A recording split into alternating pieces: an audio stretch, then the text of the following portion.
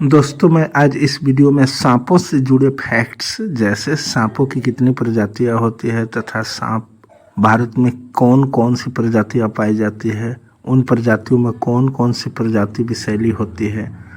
इसके अलावा अगर सांप किसी व्यक्ति का पीछा कर ले, उसके पीछे भागने लगे काटने के लिए, तो उस व्यक्ति को सांपों से कैसे बचना है, इत्यादि बातें करने जा रहा हूं। उससे पहले अगर आप मेरे चैनल पर नए हैं तो चैनल को सब्सक्राइब कर ले, वीडियो को लाइक और शेयर करें और वीडियो में लास्ट तक बने रहें। दरअसल में जब कोई सांप आपका पीछा कर ले तो आपको सीधे नहीं भागना है।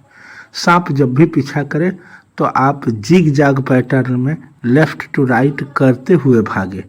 इस तरह से भागने से सांप कंफ्यूज हो जाते हैं और लास्टली वो आपका पीछा नहीं कर पाते हैं, बाद में वो आपका पीछा करना बंद कर देते हैं। अब आइए सांप के बारे में और दूसरे फैक्ट्स को जानते हैं। संपूर्ण विश्व में अभी तक 2500 सांपों की प्रजातियों का खोज हो चुका है और लगातार जीव वैज्ञानिक नई नई प्रजातियों का खोज कर रहे हैं।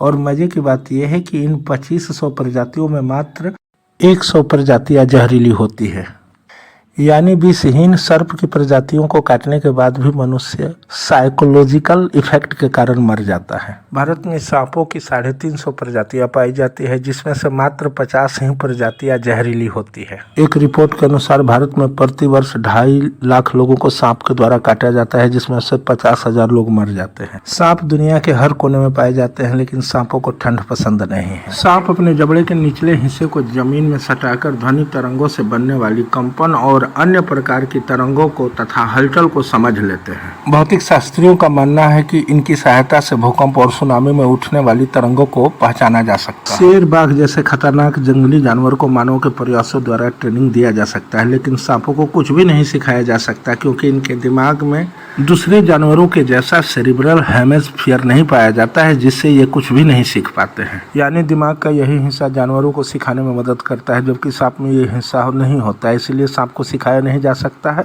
और इस कारण भूकंप तथा सुनामी के तरंगों को पहचानना असंभव है। यानी कि सांपों की सहायता से पहचानना असंभव है, जबकि दूसरे किसी वैज्ञानिक विधि से हम इसे पहचान सकते हैं।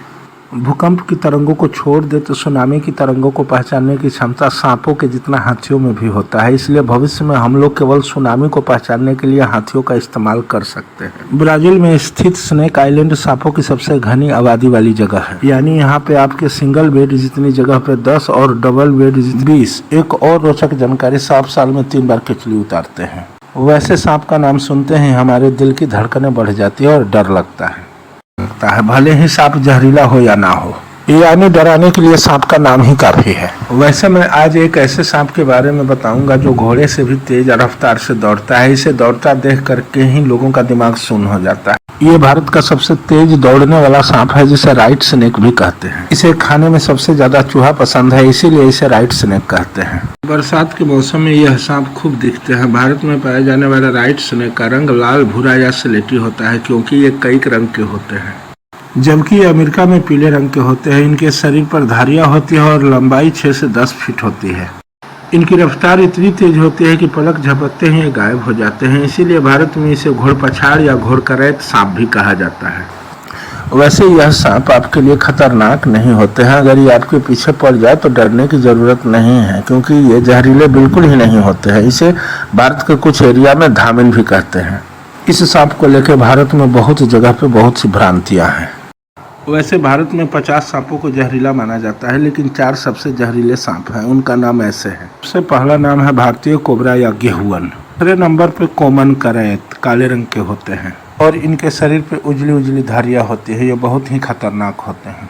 नंबर 3 पर रसल्स वाइप, बड़े ही खतरनाक सांप होते हैं और इनका जहर दूसरे ही तरह का होता है। Number 4 scaled viper. अगर आपको वीडियो पसंद आया हो तो वीडियो को लाइक और शेयर करें, चैनल को सब्सक्राइब करें।